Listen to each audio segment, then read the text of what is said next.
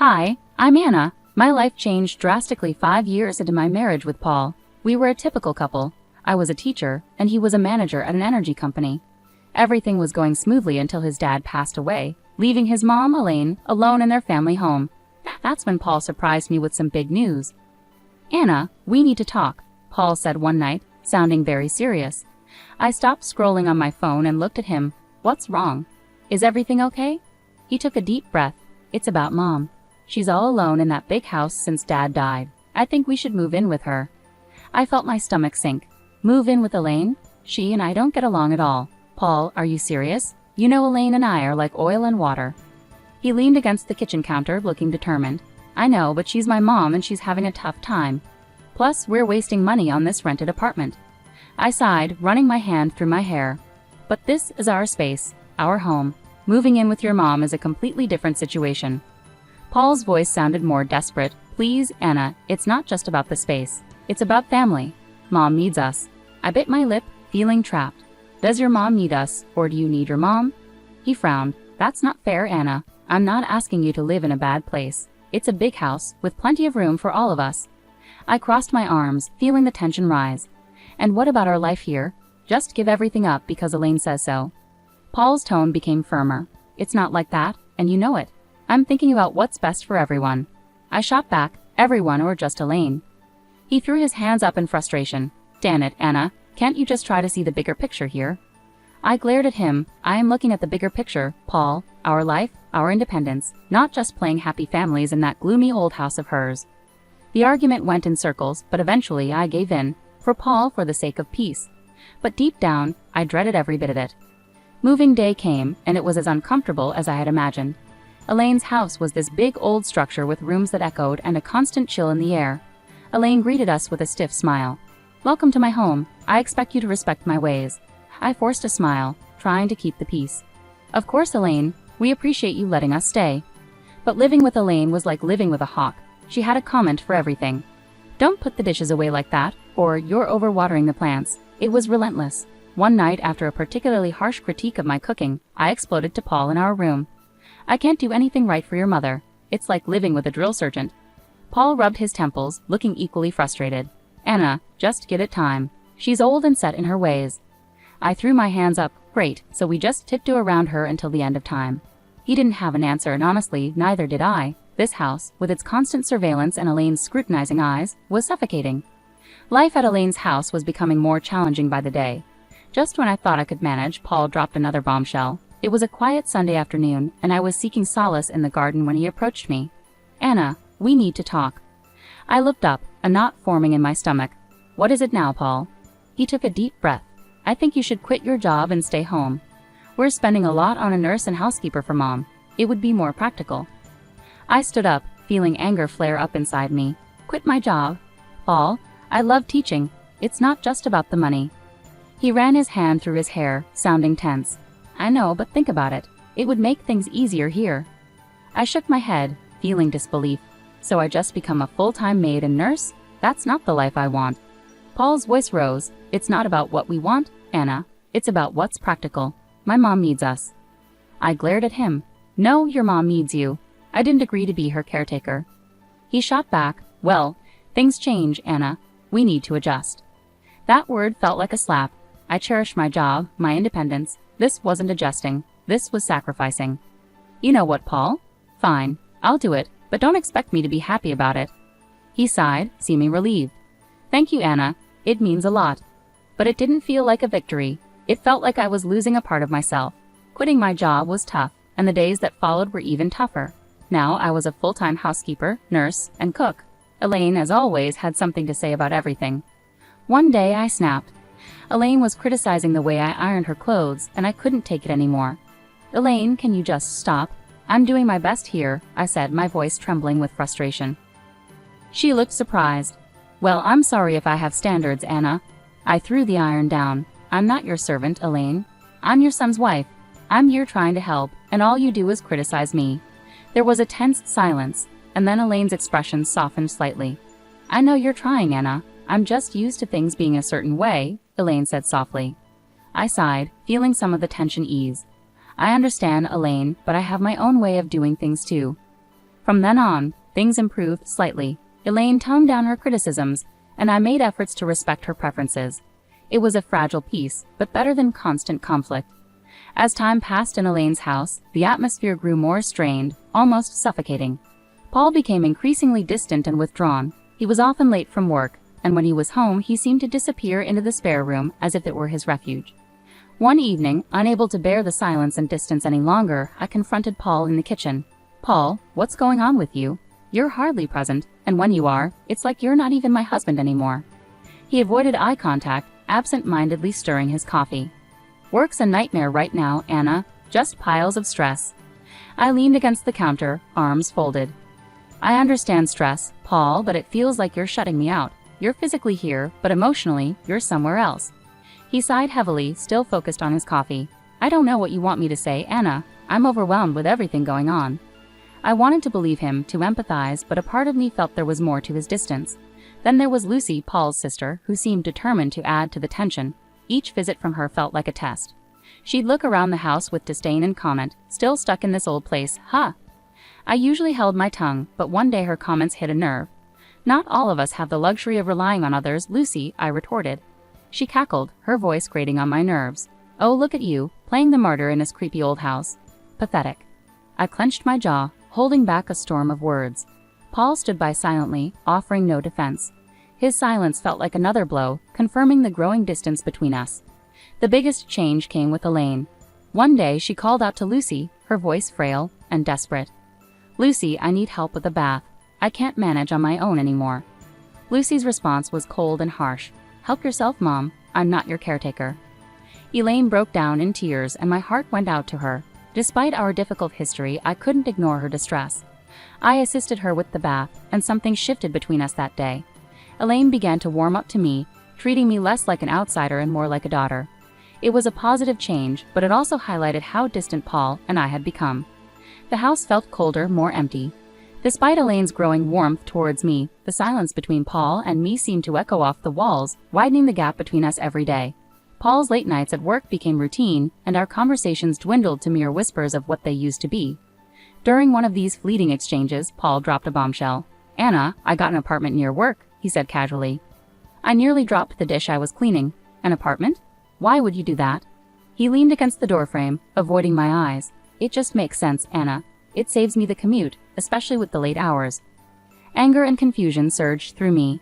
"And you decided this without talking to me? Are we just roommates now?" He shrugged, his indifference cutting deep. "I thought you'd be happy. Less stress about me coming home late." I shook my head in disbelief. "Happy, Paul? This feels like you're leading a double life. What's next? You'll tell me you have a second family?" He sighed, rubbing his forehead. "Don't be dramatic, Anna. It's not like that." I wanted to press him further, to break through his nonchalance, but I knew it would be fruitless. The conversation ended there, like many of our conversations those days. The real shock came a few days later during a candid conversation with Elaine. We were in the living room, enjoying a rare moment of calm, when she suddenly said, "You know, Paul didn't buy that apartment with his own money." I looked at her, puzzled. "What do you mean?" She hesitated, then continued, "He used my savings. He said it was an investment. He even put it in my name." I felt my heart sink. "He's been using your money, and you're okay with this?" Elaine shrugged, a sad look in her eyes. I couldn't refuse. "He's my son, but I thought you should know." I was speechless. Paul's secret apartment was one thing, but using his mother's savings under the guise of an investment. It felt like the man I married was slipping away, replaced by this stranger with secrets and deception. A few days later, I confronted Paul about it. "Paul, why didn't you tell me the apartment was bought with your mom's money?" He was unapologetic, almost defiant. "Because I knew you'd react like this. It's an investment, Anna. It's not a big deal." I couldn't believe his audacity. "Not a big deal? You're risking your mom's savings and keeping it from me. What else are you hiding?" He turned away, ending the conversation with a dismissive wave. "You wouldn't understand, Anna. It's business." Business. That word felt like a gulf between us, an excuse for everything that was straining our marriage. Living in Elaine's old, gloomy house was wearing on me. The walls, once lively, now echoed with a solemn tone, and every creaking floorboard seemed to hold secrets. One day I reached my limit. "Elaine, have you ever considered renovating the house?" I asked during breakfast. "It could use a bit of updating." Elaine looked up from her tea, surprised. "Renovate? I haven't thought about that in years. It's such a big undertaking." I nodded, feeling a surge of optimism. "I know, but it could really brighten things up. Maybe start with a fresh coat of paint or some new wallpaper. Elaine pondered it for a moment.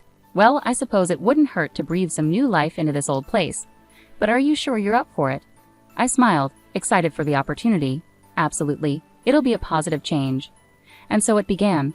I threw myself into the renovation, painting walls, choosing wallpapers, and even attempting to restore some of the old furniture. It was hard work, but it felt rewarding, like I was breathing new life into the house, and in a way, into myself. One day while I was busy with paintbrush in hand, Paul walked in.